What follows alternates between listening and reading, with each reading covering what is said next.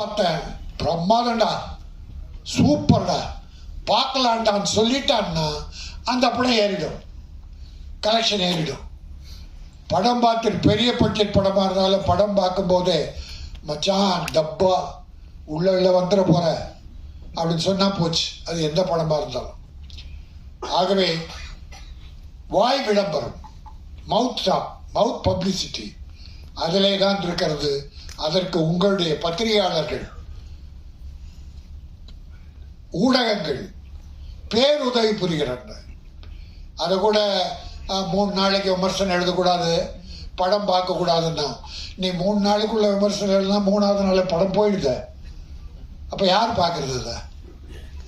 ஆனால் படம் எழுதுபவர்கள், ஊடகங்கள் சரியான விமர்சனம், தவறு இருந்தால் தவறை சுட்டி காட்டலாம், நல்லவைகளை எழுதி நல்லவைகளை பாராட்டி சில பல குற்றங்களை எடுத்து காட்டலாம். இதில் கூட நம்ம கவிஞர்கள்லாம் வருத்தப்படுறது என்ன தெரியுமா?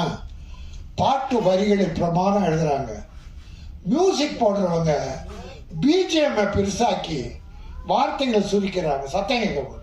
இதில் ஒரு குறை என்னன்னா, வார்த்தைகளே புரியல. 2 பேரும் உதயகுமார், பேரரசு 2 பேரும் பெரிய கவிஞர்கள், அருமையான கவிஞர்.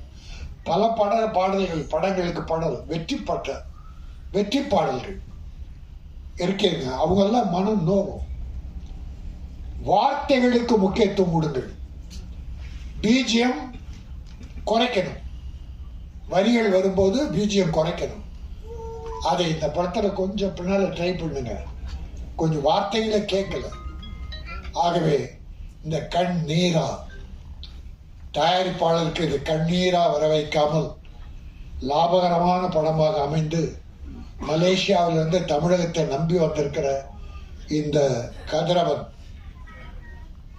நம்முடைய கௌசல்யா தம்பதியர் மேலும் படங்கள் எடுக்க வேண்டும், தமிழகம் அவர்களை வாழ வைக்க வேண்டும்.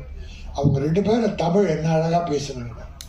தமிழ்நாட்டில் உள்ளவங்களே இங்கிலீஷை கலந்து அடிக்கிறாங்க, நல்ல சிறப்பாக.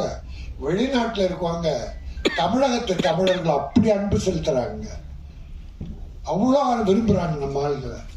ஆனால் நம்ம ஆளுங்க தான் அதை ஏற்பதில்லை. ஆகவே தமிழகத்தை நம்பி வந்திருக்கிற கதிரவனும் கௌசல்யாவும் இன்னொரு தயாரிப்பாளர் இணைந்து உதவியாக இருந்திருக்கிறார்.